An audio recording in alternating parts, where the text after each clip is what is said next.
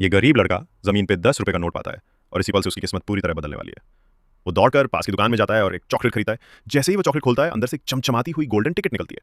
पास खड़े लोग उसे देखकर ललचाते हैं और ज़्यादा पैसे देने की कोशिश करते हैं, लेकिन दुकान का मालिक उसे समझाता है कि किसी की बात मत सुनो और इसे लेकर जल्दी से घर जाओ। लड़का भागता हुआ घर जाता है और अपने परिवार को खुशखबरी देता है।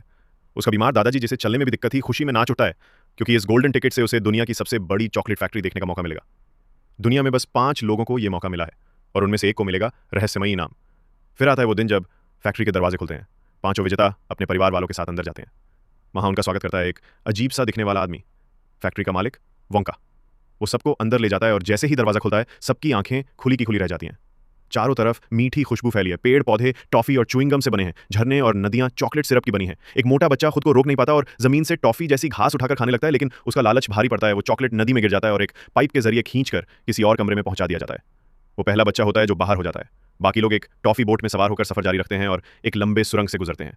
फिर वो पहुंचते हैं आविष्कार कक्ष में, जहां अलग अलग अजीबो गरीब मिठाइयां बनाई जाती हैं। वहां एक लड़की को ब्लूबेरी फ्लेवर वाली च्युइंगम दिखती है, जो अभी परीक्षण में है, लेकिन वो उसे खा लेती है। कुछ ही देर में उसका शरीर फूलता है और वो एक बड़ी ब्लूबेरी बन जाती है। एक और प्रतियोगी बाहर हो जाती है। फिर सभी पहुंचते हैं एक कमरे में, जहां खास तौर पर प्रशिक्षित गिलहरियां काम कर रही होती हैं, जो नट्स में से खराबी पहचान लेती हैं। एक अमीर लड़की सबकी बातों को नजरअंदाज करके गिलहरी पकड़ने नीचे चली जाती है, लेकिन गिलहरियां उसे घेर लेती हैं और जमीन पर गिरा देती हैं।